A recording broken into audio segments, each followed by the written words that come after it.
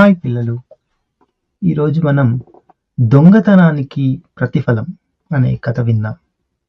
ఒకప్పుడు కప్పలకు గొంతు మధురంగా ఉండేదట.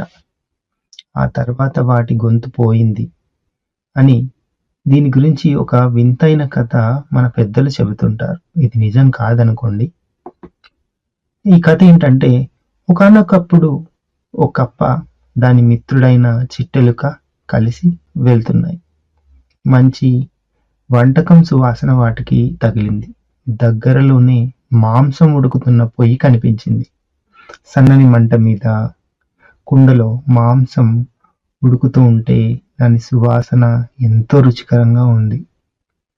ఎవరో మాంసం వండుతున్నారు అని ఎగరేసి కప్ప అనింది.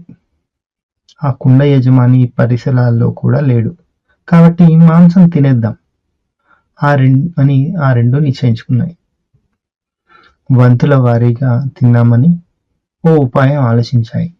మొదట ఒకరు తింటుంటే ఇంకొకరు కాపలా కాయాలి. మాంసం యజమాని వస్తుంటే అరవాలి అని అనుకున్నాయి. చిట్టెలుక తనకి బాగా ఆకలవుతుందని చెప్పి మొదట తినసాగింది.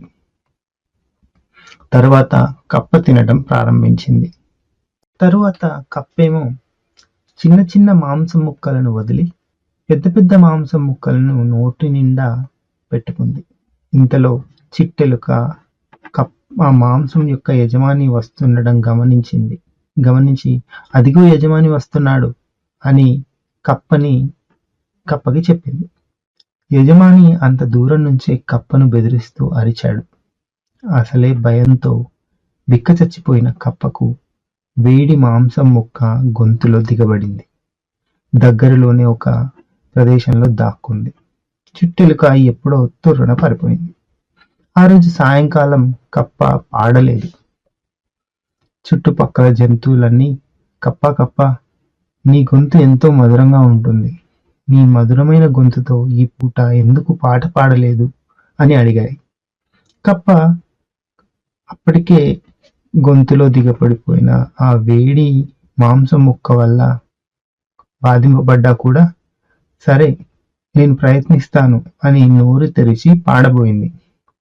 బెకబెకమనే చప్పుడు తప్ప మరో ధ్వని రాలేదు. మాంసం వేడికి దాని గొంతు కాలిపోయింది.